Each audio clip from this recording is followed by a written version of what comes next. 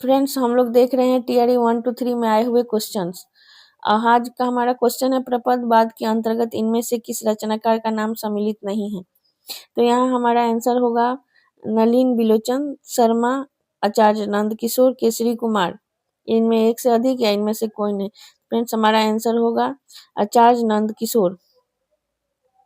आइए देखते हैं प्रपदवाद के अंतर्गत नंदकिशोर आचार्य का नाम नहीं आता है। प्रपदवाद के अंतर्गत नलिन बिलोचन शर्मा, केसरी कुमार और नरेश का नाम आते हैं। प्रपदवाद की स्थापना 1956 ईस्वी में हुई थी। नेक्स्ट क्वेश्चन हमारा शमशेर मूर्छ के कवि हैं किसी विजन के नहीं, यह कथन किस विद्वान का है।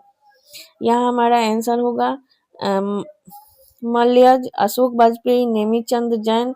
उपयुक्त में एक से अधिक, उपयुक्त में से कोई नहीं। तो फ्रेंड्स, इसका आंसर होगा ऑप्शन ए मलयज। शमशेर मूर्छ के कवि हैं किसी विजन के नहीं, यह कथन विद्वान मलयज का है।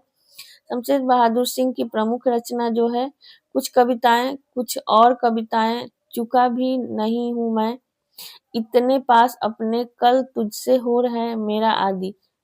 शमशेर बहादुर की रचनाएं हैं। शमशेर बहादुर सिंह विचारों में प्रगतिशील परंतु शैली में प्रयोगशाली कवि माने जाते हैं। चलिए हमारा नेक्स्ट क्वेश्चन है, इनमें से कौन छायावाद कवि अपने भौतिक दर्शन के साथ साथ अरविंद दर्शन से प्रभावित हुआ। रचना काल के अंतिम दौर में प्रगतिवाद।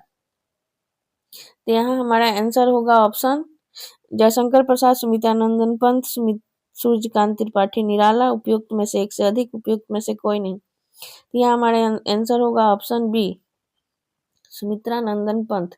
अब सुमित्रानंदन पंत जो थे वो छायावाद कवि थे।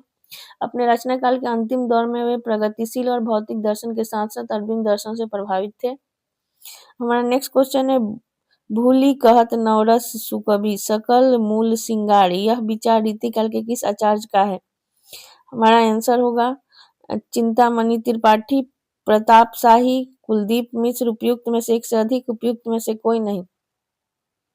यह हमारा आंसर होगा उपयुक्त में से कोई नहीं, ऑप्शन ई।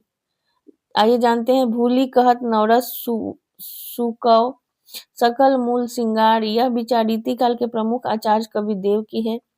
आचार्य देव की प्रमुख रचनाएं हैं भाव विलास, अष्टयाम, भवानी विलास आदि।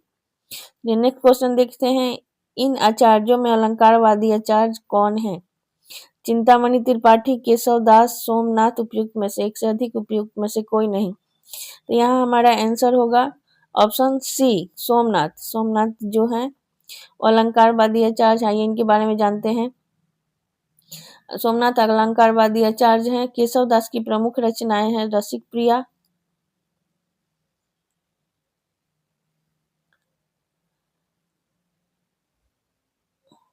केशव दास की प्रमुख रचनाएं हैं रसिक प्रिया, कवि प्रिया, नखशिख, छंदमाला, जहांगीर, जस चंद्रिका आदि।